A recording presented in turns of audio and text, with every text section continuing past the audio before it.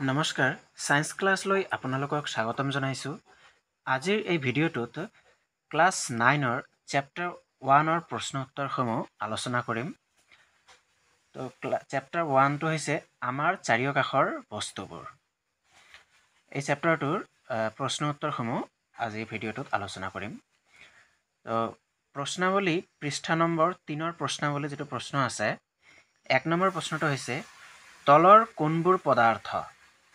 দিয়া আছে চৌকি, বায়ু, প্ৰেম, গন্ধ, ঘৃণা, বাদাম, চিন্তা, ঠাণ্ডা পানীয়, সুগন্ধি দ্ৰব্যৰ সুবাস। এইকেইটাৰ ভিতৰত কোনকেইটা পদাৰ্থ? তো উত্তৰটো হ'ব চৌকি, বায়ু, বাদাম আৰু ঠাণ্ডা পানীয়। এইকেইটা হ'ল কি পদাৰ্থ আৰু বাকীবোৰ পদাৰ্থ নহয়। দেন 2 নম্বৰ প্ৰশ্নটো হৈছে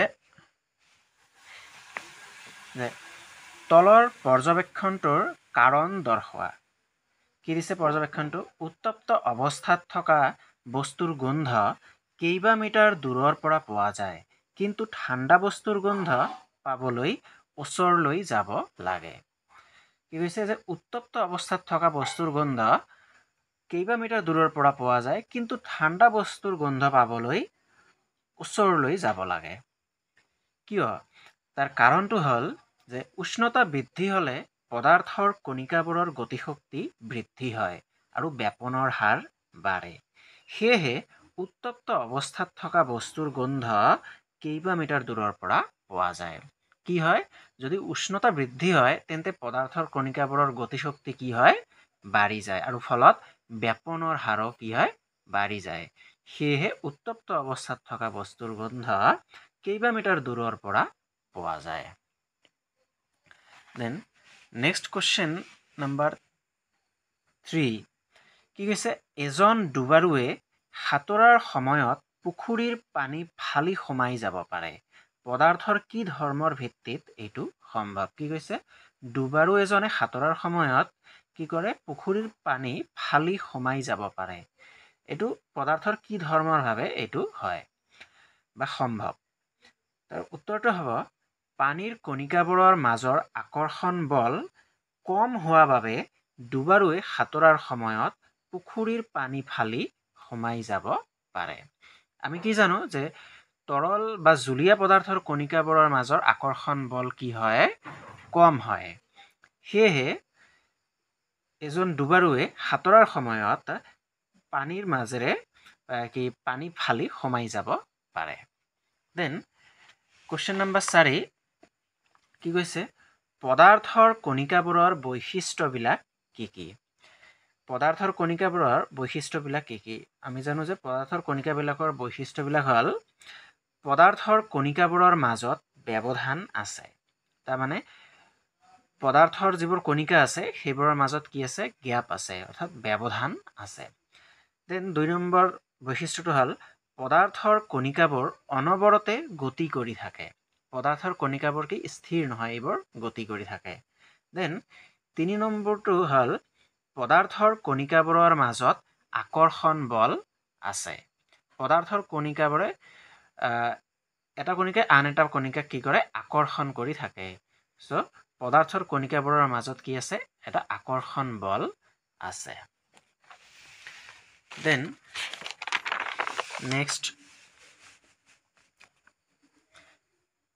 পৃষ্ঠা নম্বৰ 6ৰ প্ৰশ্নাৱলীৰ প্ৰথম প্ৰশ্নটো হৈছে পদাৰ্থৰ প্ৰতি একক আয়তনৰ ভৰৰ পৰিমাণকে ঘনত্ব বোলে। ঘনত্ব ইকুৱেল টু ভৰ বাই আয়তন। তলৰ পদাৰ্থবোৰ ঘনত্বৰ ঊৰ্ধ্বক্ৰমত সজোৱা। কি কৈছে? পদাৰ্থবোৰক কিছুমান পদাৰ্থ দিয়া আছে তলত,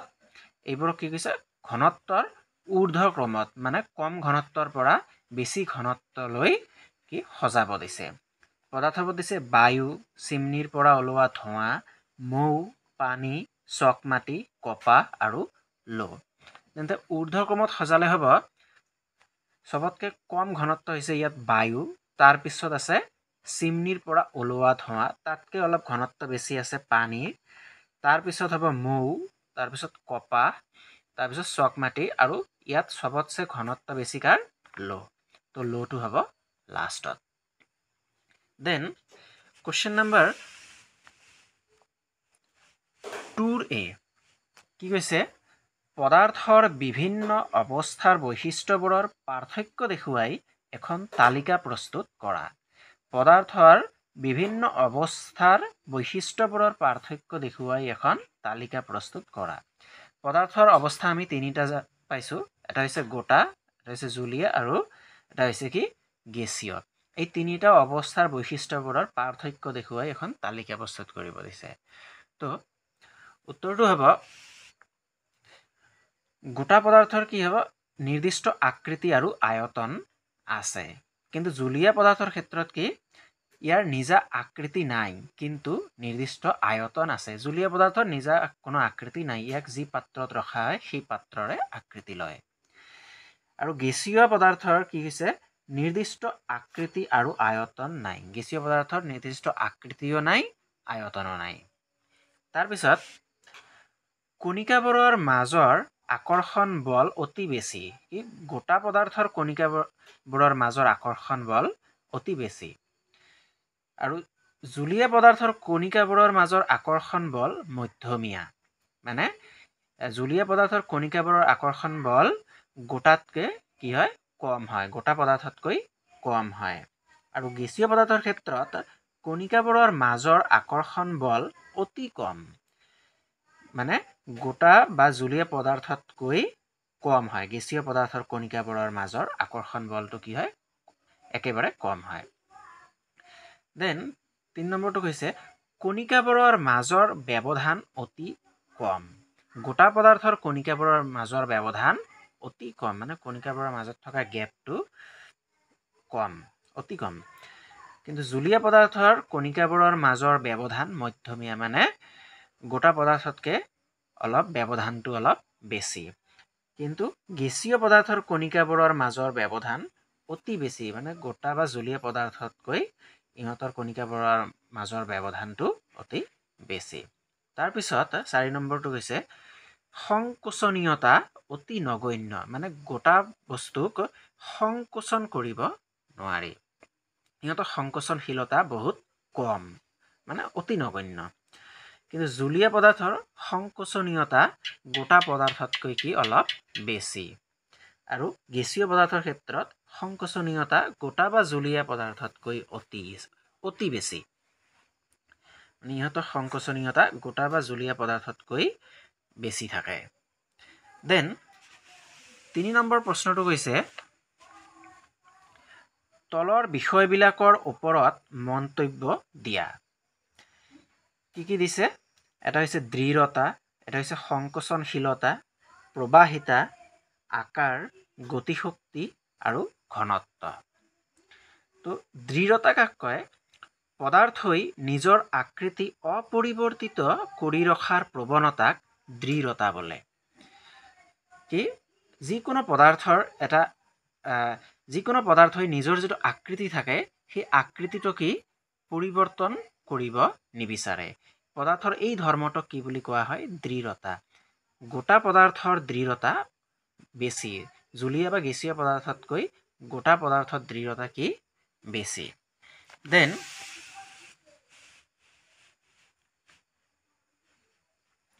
সংকোচনশীলতা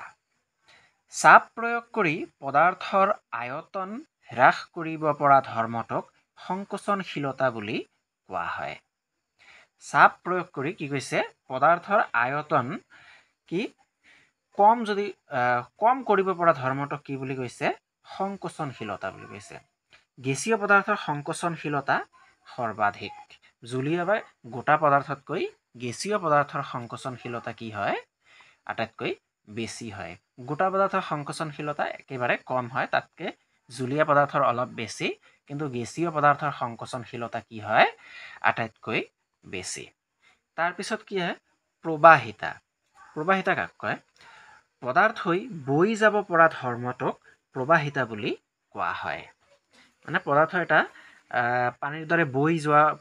পৰিঘটনাটোক কি বুলি কয় ধৰ্মটোক কি বুলি ক'ব প্ৰবাহিতা বুলি কোৱা হয় জুলীয়া পদাৰ্থৰ প্ৰবাহিতা গুণ আছে তাৰপিছত আকাৰ আকাৰ কাক কয় পদাৰ্থৰ নিৰ্দিষ্ট পৰিসীমাই হল আকাৰ মানে পদাৰ্থ এটাৰ নিৰ্দিষ্ট যিটো পৰিসীমা আকৃতি আৰু আয়তন যিটো নিৰ্দিষ্ট আকৃতি আৰু আয়তন থাকে এইটো কি বুলি কোৱা হয় আকাৰ বুলি কোৱা হয় গোটা পদাৰ্থৰ নিৰ্দিষ্ট আকাৰ আছে দেন গতিশক্তি গতিশীল অৱস্থাত পদাৰ্থৰ কণিকাৰ সৈতে জড়িত শক্তিক গতিশক্তি বোলে মানে গতিশীল অৱস্থাত পদাৰ্থ এটাত যি শক্তি নিহিত হৈ থাকে সেই শক্তি কি বুলি কোৱা হয় গতিশক্তি বুলি কোৱা হয় উষ্ণতা বাঢ়িলে গতিশক্তিও বাঢ়ি যায় তাৰপিছত ঘনত্ব ঘনত্ব কাক কয় পদাৰ্থৰ প্ৰতি একক আয়তনৰ ভৰৰ পৰিমাণকে ঘনত্ব বোলে ঘনত্ব কেনেকৈ বাহিৰ কৰিব পাৰি ঘনত্ব ইকুৱেল টু ভৰ বাই আয়তন দেন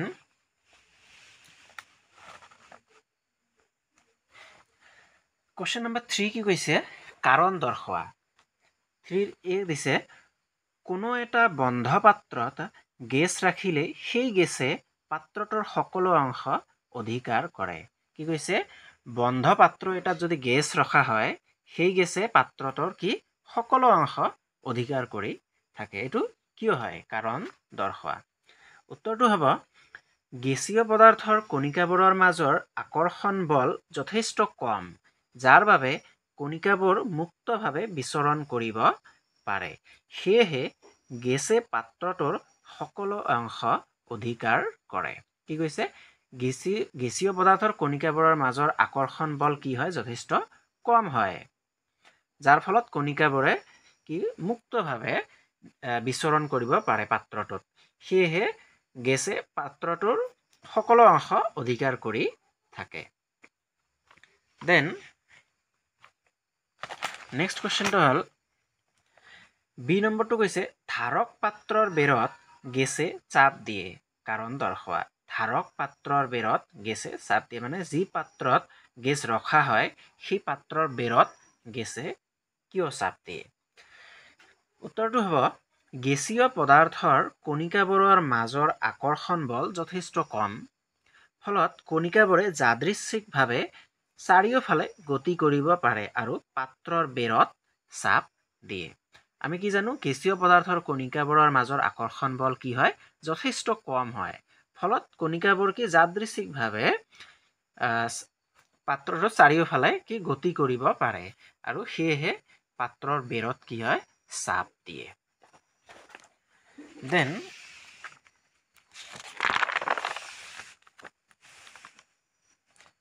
নেক্সট চি নম্বৰ কি কৈছে কাঠৰ টেবুল এখনক কঠিন পদাৰ্থ বুলিব পাৰি কাৰণ দৰ্শোৱা কাঠৰ টেবুলক কিয় কঠিন পদাৰ্থ বুলিব পাৰি কি কাৰণে উত্তৰটো হ'ব কাঠৰ টেবুলৰ নিৰ্দিষ্ট আকাৰ আৰু আকৃতি আছে আৰু ই দৃঢ় সেইবাবে কাঠৰ টেবুল এখনক কঠিন পদাৰ্থ বুলিব পাৰি কঠিন পদাৰ্থৰ ধৰ্মবোৰ আছিল কি কঠিন পদাৰ্থৰ নিৰ্দিষ্ট আকাৰ আৰু আকৃতি থাকে কঠিন পদাৰ্থবোৰ দৃঢ় হয় কঠিন পদাৰ্থবোৰ সংকোচনশীলতা অতি কম গতিকে কাঠৰ টেবুল এখনৰ নিৰ্দিষ্ট আকাৰ আৰু আকৃতি আছে আৰু কাঠৰ টেবুলখন কি হয় দৃঢ় হয় সেইবাবে কাঠৰ টেবুলখনক কি পদাৰ্থ বুলিব পাৰি দেন ডি নম্বৰটো কৈছে বায়ুত আমাৰ হাতখন সহজে ঘূৰাব পাৰোঁ কিন্তু কাঠ এডোখৰৰ মাজেৰে ঘূৰাবলৈ এজন কেৰাটে বিশেষজ্ঞৰ প্ৰয়োজন কি কৈছে বায়ুত আমাৰ হাতখন আমি সহজে ঘূৰাব পাৰোঁ কিন্তু কাঠ এডোখৰৰ মাজেৰে ঘূৰাবলৈ কেৰাটে বিশেষজ্ঞৰ প্ৰয়োজন তাৰ কাৰণটো হ'ল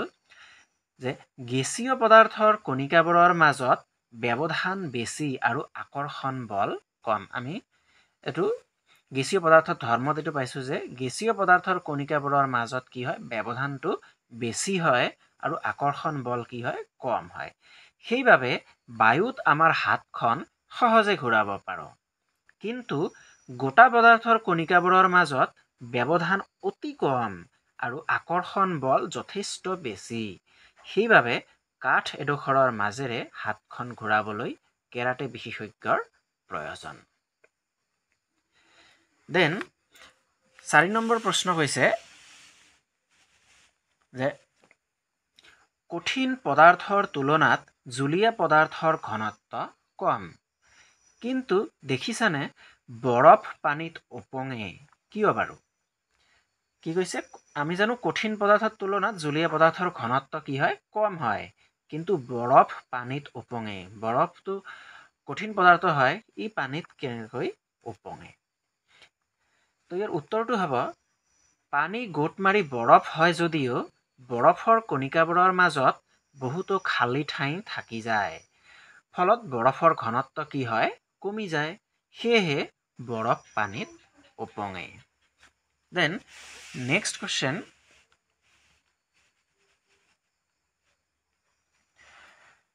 পৃষ্ঠা নং 9ৰ প্ৰশ্নাৱলী প্ৰথম প্ৰশ্নটো হৈছে তলত দিয়া উষ্ণতাবোৰ সেলসিয়াছ স্কেলত প্ৰকাশ কৰা আমাক কেলভিনত দিয়া আছে কেলভিনৰ পৰা কি সেলসিয়াছত ল'ব লাগে এই নম্বৰটো দিছে 300 কেলভিন 300 কেলভিনক আমি জানো 0 degree Celsius equal to 273 kelvin so কেলভিনৰ পৰা যদি আমি সেলসিয়াছত ল'ব বিচাৰো তেন্তে কেলভিনত যিমান মান দিয়া আছে তাৰ পৰা কি 273 মাইনাস কৰিব লাগিব তো ইয়াত আছে 300 কেলভিন তো 300 মাইনাস 273 কৰিলে আমি কিমান পাম 27 ডিগ্ৰী সেলসিয়াছত আহি গ'ল দেন বি নম্বৰটো দিয়া আছে 573 কেলভিন 573 কেলভিনক সেলসিয়াছত ল'বলৈ হ'লে 573 পৰা 273 কি কৰিব লাগিব মাইনাস কৰিব লাগিব আৰু কিমান থাকিব 300 ডিগ্ৰী সেলসিয়াছ দেন 2 নম্বৰ প্ৰশ্নটো হ'ল তলৰ উষ্ণতাবিলাকত পানীৰ ভৌতিক অৱস্থা কি হ'ব পানীৰ ভৌতিক অৱস্থা আমি তিনিটা পাইছো এটা হৈছে গোটা এটা জুলীয়া আৰু এটা কি গেছীয় অৱস্থা পানী এই তিনিটা অৱস্থাত থাকে তো ইয়াত কৈছে তলৰ উষ্ণতাবিলাকত পানীৰ ভৌতিক অৱস্থা কি হ'ব এই নম্বৰ দিছে 250 ডিগ্ৰী সেলসিয়াছ 250 ডিগ্ৰী সেলসিয়াছ আমি জানো কি 100 ডিগ্ৰী সেলসিয়াছত পানী কি হয় বাষ্প হয়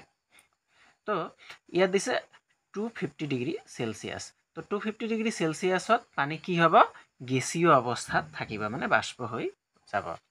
আৰু এটা দিছে 100 ডিগ্ৰী সেলসিয়াছ তো ইয়াৰ উত্তৰটো হ'ব 100 ডিগ্ৰী সেলসিয়াছত পানী তৰল আৰু গেছীয় এই দুয়োটা অৱস্থাতে পোৱা যাব দেন 3 নম্বৰ প্ৰশ্নটো হৈছে যে কোনো পদাৰ্থৰ ভৌতিক অৱস্থাৰ পৰিৱৰ্তনৰ সময়ছোৱাত উষ্ণতা স্থিৰ হৈ থাকে কিয় কি কৈছে কোনো এটা পদাৰ্থৰ ভৌতিক অৱস্থাৰ পৰিৱৰ্তনৰ সময়ত উষ্ণতা স্থিৰ হৈ থাকে কিয় মানে এটা অৱস্থাৰ পৰা আন এটা অৱস্থালৈ পৰিৱৰ্তন হোৱাৰ সময়ত উষ্ণতাখিনি একে থাকে কিয় তাৰ কাৰণটো হ'ল পদাৰ্থৰ অৱস্থাৰ পৰিৱৰ্তনৰ সময়ত প্ৰয়োগ হোৱা তাপখিনি উষ্ণতা বৃদ্ধিৰ পৰিৱৰ্তে কি হয় কণিকাবোৰৰ মাজৰ আকৰ্ষণ বল অতিক্ৰম কৰাত ব্যৱহাৰ হয় ফলত পদাৰ্থৰ অৱস্থাৰ পৰিৱৰ্তনৰ সময়ত উষ্ণতা স্থিৰ হৈ থাকে মানে যেতিয়া পদাৰ্থ এটা অৱস্থাৰ পৰিৱৰ্তন হৈ থাকে তেতিয়া যিখিনি তাপ প্ৰয়োগ কৰা হয় সেইখিনি উষ্ণতা বৃদ্ধি নহয় কি হয় পদাৰ্থৰ কণিকাবোৰৰ মাজত যি আকৰ্ষণ বল আছে এই আকৰ্ষণ বল কি হয় অতিক্ৰম কৰাত ব্যৱহাৰ হয় আৰু ফলস্বৰূপে কি হয় পদাৰ্থৰ ভৌতিক অৱস্থাৰ পৰিৱৰ্তনৰ সময়ত কোনো ধৰণৰ উষ্ণতা বৃদ্ধি বা কম নহয় উষ্ণতাটো কি হয় স্থিৰে থাকে দেন নেক্সট প্ৰশ্ন যে বায়ুমণ্ডলীয় গেছ জুলীয়া কৰিব পৰা পদ্ধতি এটা কোৱা বায়ুমণ্ডলীয় গেছক কেনেকৈ জুলীয়া কৰিব পাৰি তো ইয়াৰ উত্তৰটো হ'ব উষ্ণতা হ্ৰাস কৰি আৰু উচ্চ চাপ প্ৰয়োগ কৰি বায়ুমণ্ডলীয় গেছক জুলীয়া কৰিব পাৰি মানে উষ্ণতা কমাই আনি আৰু বেছি চাপ প্ৰয়োগ কৰি উচ্চ চাপ প্ৰয়োগ কৰি আমি বায়ুমণ্ডলীয় গেছক কি কৰিব পাৰো জুলীয়া কৰিব পাৰো তো আজি ভিডিঅ'টোত এইখিনিয়ে আছিল আৰু বাকি প্ৰশ্নৰ উত্তৰবিলাক পৰৱৰ্তী ভিডিঅ'ত আলোচনা কৰা হ'ব তো আশা কৰোঁ আপোনালোকৰ ভাল লাগিছে আৰু এনেকুৱা ভিডিঅ'বোৰ পাবলৈ চেনেলটো ছাবস্ক্ৰাইব কৰিব আৰু লাইক আৰু শ্বেয়াৰ কৰিব আৰু পৰৱৰ্তী ভিডিঅ'ত বাকী থকা প্ৰশ্ন উত্তৰখিনি আমি আলোচনা কৰিম। ধন্যবাদ।